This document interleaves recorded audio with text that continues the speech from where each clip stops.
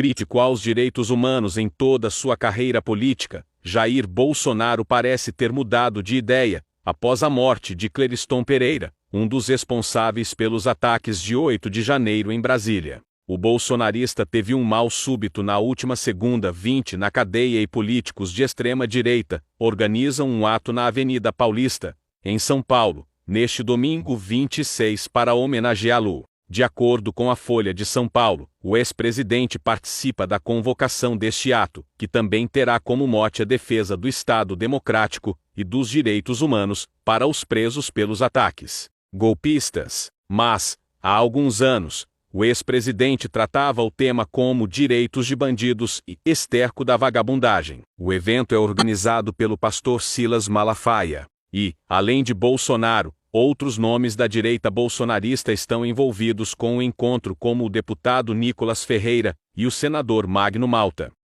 O presidente da República, Luiz Inácio Lula da Silva, encaminhou, nesta segunda-feira, 27 de novembro, ao presidente do Senado Federal, Rodrigo Pacheco, as indicações de Flávio Dino ao cargo de ministro do Supremo Tribunal Federal e de Paulo Gonet ao cargo de Procurador-Geral da República. O presidente do Supremo Tribunal Federal, Luiz Roberto Barroso, elogiou hoje 27 a possibilidade de que o presidente Luiz Inácio Lula da Silva indique o ministro da Justiça e Segurança Pública, Flávio Dino, como próximo ministro da Corte. Ele disse o mesmo da possível indicação do subprocurador Paulo Gonet como Procurador-Geral da República. Sobre Dino, Barroso disse se tratar de um juiz federal de alta qualidade, que foi secretário-geral do Conselho Nacional de Justiça, foi um governador bem avaliado, de modo que se for essa a escolha do presidente, vai ser uma escolha feliz. É uma pessoa preparada, disse o presidente do Supremo.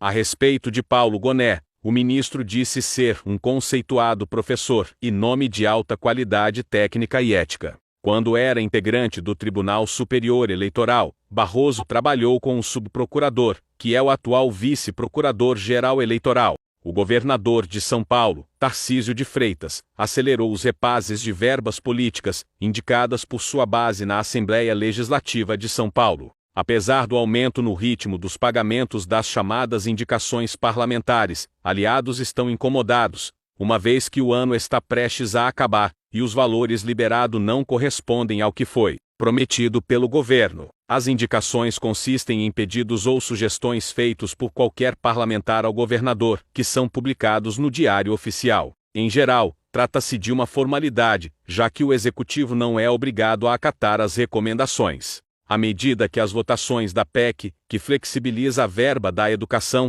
e o projeto de privatização da Sabesp se aproximam, Tarcísio intensificou os repasses, totalizando 73 milhões de reais em outubro, comparados aos 40 milhões de reais pagos desde agosto. Até o final de outubro, os valores somavam 114 milhões de reais, sendo quase 100 milhões de reais destinados à saúde de municípios paulistas. Entretanto, restavam ainda 545 milhões de reais indicados por 84 deputados com status em andamento, ou seja, ainda não haviam sido pagos. O governo prometeu uma cota de 11 milhões de reais em indicações para cada parlamentar da base, e metade desse valor para a oposição. Até outubro, os valores pagos eram inferiores ao prometido, atendendo um pouco mais da metade dos 94 deputados.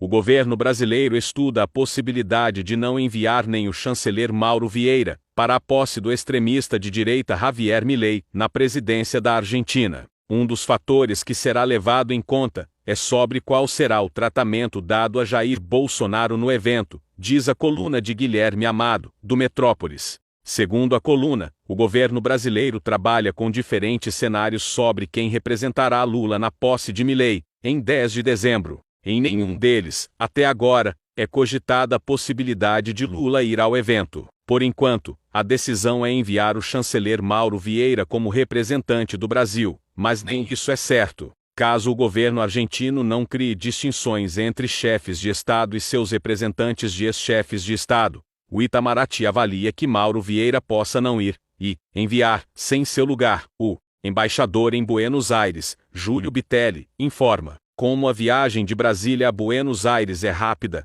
é possível que a decisão seja tomada um dia antes.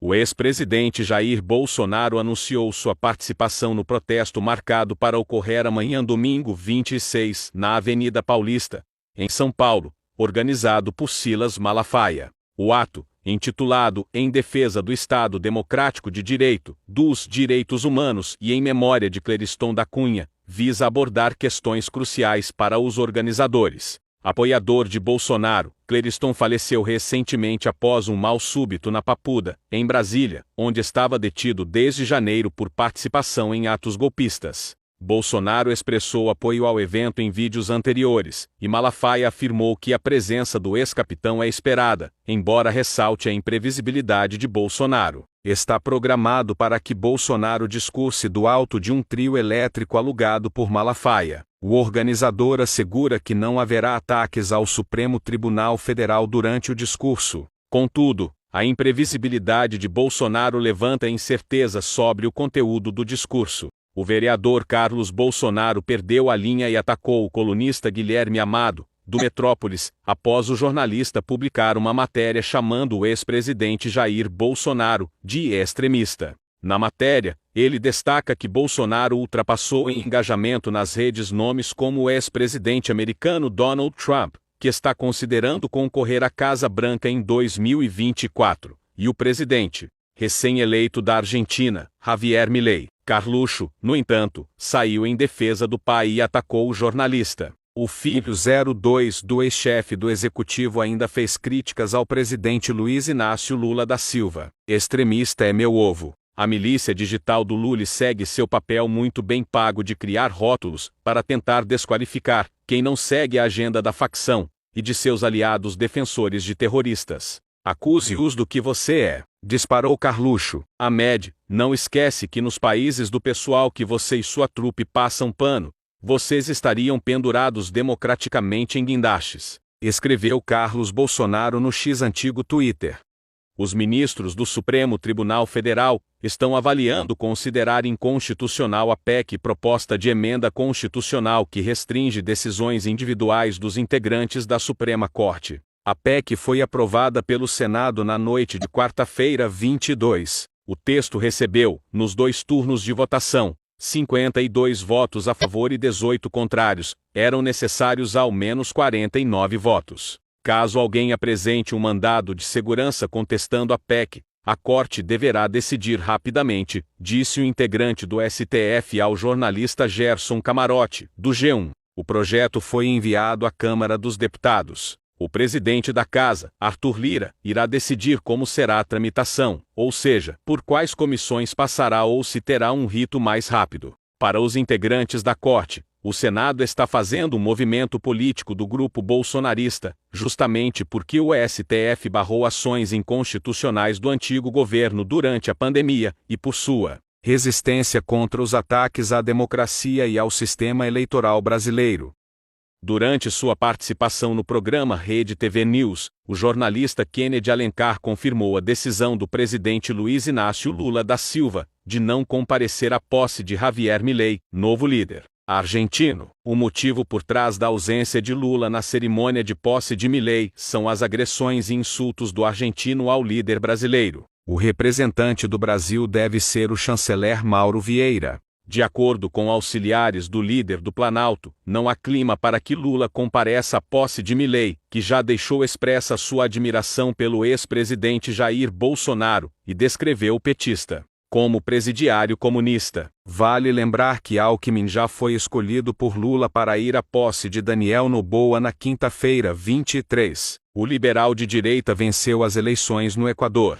Milei assumirá seu posto como líder da Argentina no próximo dia 10 de dezembro. Ele derrotou o seu antagonista político, Sérgio Massa, com 56% dos votos contra 44%, computados no último domingo, 20. Apesar da aversão política, Lula reconheceu nas redes sociais o resultado das urnas, mas não chegou a citar o vencedor nominalmente.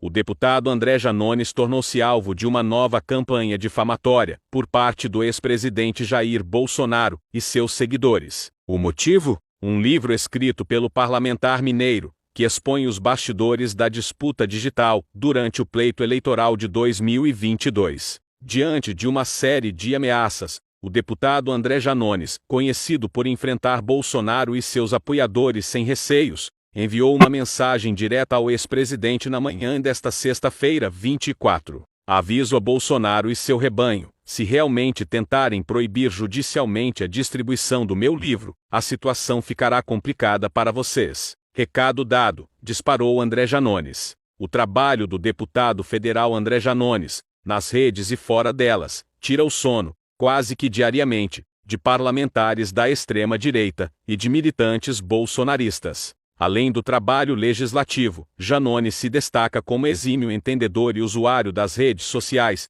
utilizando-as como forma de conquistar corações e mentes, e desmontar fake news espalhadas por bolsonaristas. Prova disso é que ele foi o responsável pela ação em redes da campanha do presidente Lula.